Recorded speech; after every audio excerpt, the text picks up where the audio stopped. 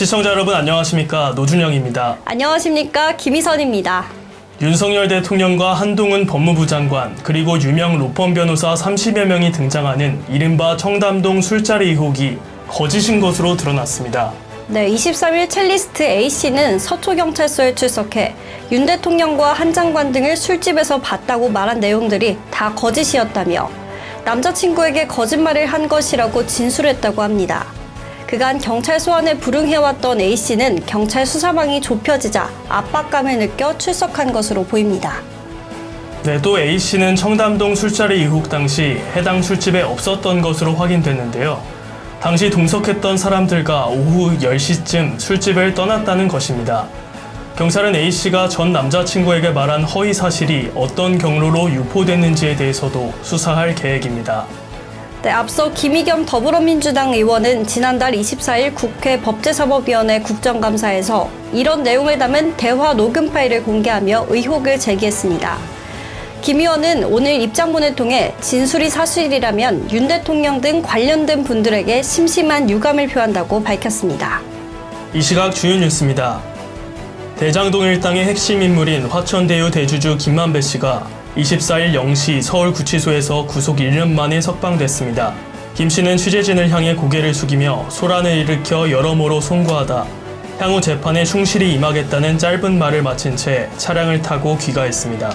김여정 북한 노동당 부부장이 윤석열 대통령의 실명을 거론하며 저 천치 바보들이 들어앉아 자꾸만 위태로운 상황을 만들어가는 정권을 왜 그대로 보고만 있는지 모를 일이라고 한미 대북 독자제재 추진에 반발했습니다. 또 문재인 정권 때는 서울이 우리의 관역이 아니었다며 미국과 남조선 졸개들이 우리에 대한 제재 압박에 필사적으로 매여 달릴수록 우리의 적개심과 분노는 더욱 커질 것이고 그것은 그대로 저들의 숨통을 조이는 올가미가 될 것이라고 경고했습니다. 오늘 0시부터 화물연대가 총파업에 돌입한 데 대해 정부는 불법 행위의 무관용 원칙으로 엄정 대응하겠다고 강력히 말했습니다. 정부는 지난 6월 안전운임제의 일몰 연장 등을 지속 추진하고 품목 확대 논의를 이어나가겠다고 입장을 밝혔을 뿐 약속한 바가 없다고 밝혔습니다. 서울교통공사와 코레일이 나 홀로 근무의 위험을 알리기 위해 오늘부터 영내 2인 1조 근무 규정을 지키고 출입문을 여닫는 시간을 충분히 확보하는 안전운행을 진행하면서 출퇴근 시간대에 지연이 우려되긴 했지만 차질은 빚어지지 않았습니다. 25일과 28일 노사 간 인원 감축, 구조조정에 대한 본 교섭이 예정되어 있는데 교섭이 결렬되면 30일부터 파업에 들어갑니다. 배달기사 노조들이 카타르 월드컵 한국 첫 경기 날인 24일 쿠팡이츠에 배달을 하지 않겠다고 선언했습니다. 라이더 유니온과 민주노총 배달 플랫폼 노조는 23일 서울 강남구 쿠팡이츠 본사 앞에서 기자회견을 열고 오늘 집중 파업을 하겠다고 예고했습니다.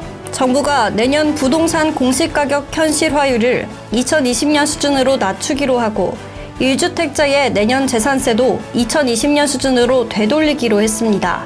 최근 집값의 하락을 공시가가 반영하지 못하면서 시세에 비해 세부담이 많아졌다는 불만을 반영한 건데 고가주택일수록 세금이 더 크게 줄어 공시가 현실화를 추진했던 취지를 되돌렸다는 지적도 나오고 있습니다. 우크라이나 전쟁이 장기화하면서 병력 부종에 시달리고 있는 러시아가 2차 동원령을 추진해 최대 70만 명을 징병할 계획이라는 주장이 나왔습니다. 게라셴코 우크라이나 내무장관 고문은 자신의 트위터 계정을 통해 러시아가 내년 1월에 2차 동원령을 발령할 준비를 하고 있다고 밝혔습니다.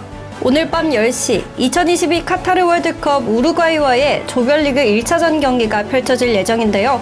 광화문, 수원, 인천 등에서는 단체 응원도 준비되어 있습니다. 다리 근육 부상에서 회복하지 못한 황희찬. 이번 경기는 결장하지만 부상을 이겨낸 손흥민과 김진수 등 태극전사들은 승리를 위한 모든 준비를 마쳤습니다.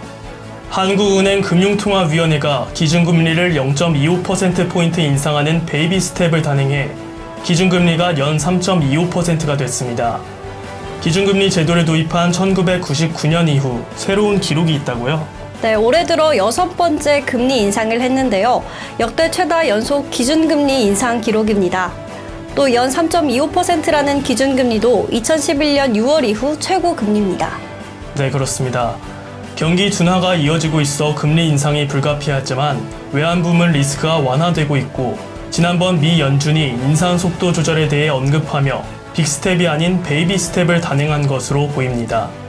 한편 내년도 국내 총생산 성장률은 1.7%, 올해 소비자 물가 상승률은 5.1%, 내년 소비자 물가 상승률을 3.6%로 수정하며 3개 부분 모두 지난 8월 전망치보다 하향 조정됐습니다. 이 시각 주요 뉴스였습니다. 오늘 영상이 유익했다면 구독과 좋아요 눌러주시기 바랍니다. 지금까지 김희선, 노준영이었습니다.